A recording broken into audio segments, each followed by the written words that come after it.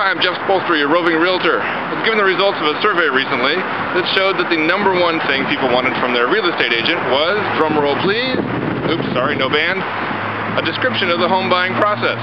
I'm here at Pioneer High School, one of the top most performing schools in San Jose, to give a mini class on the home buying process. I want you to think of the buying process in three phases.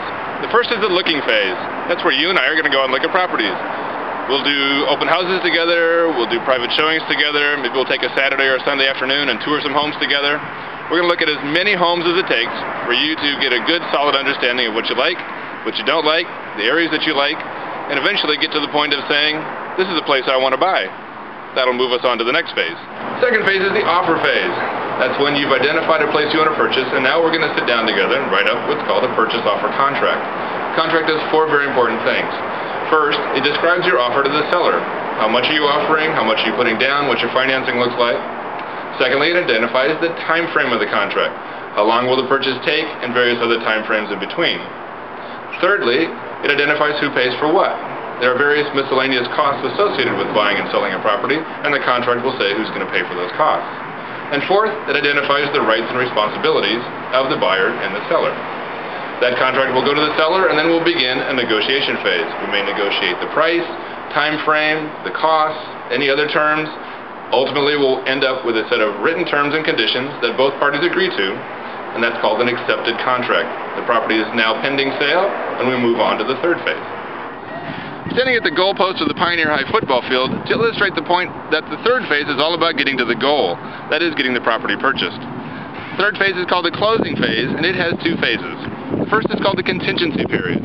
This is a period of time in which the buyers are allowed to do whatever inspections or evaluations or whatnot that they want with the property to prove to themselves that it really is the one they want to buy.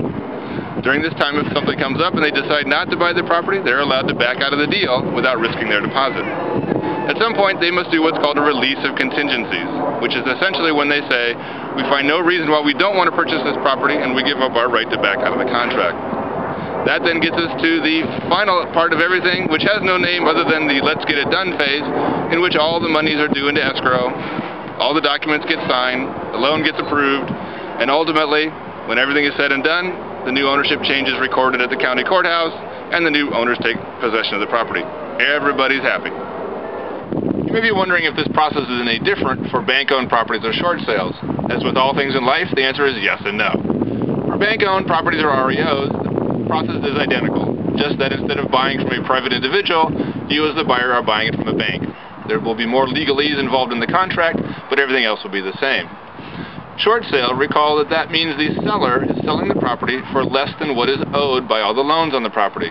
So there's an additional step between the offer phase and the closing phase where the lender needs to approve your offer. There may be some additional negotiation. If they ultimately agree to accept your offer and allow the seller to pay off their loans with it, then everything can move forward. If they choose not to, the property is probably headed into foreclosure. If you have any questions at all about the buying or selling process or anything else having to do with real estate in this area, please give me a call. I'm Jeff Spolstra, your roving realtor, wishing you a good home and a good life.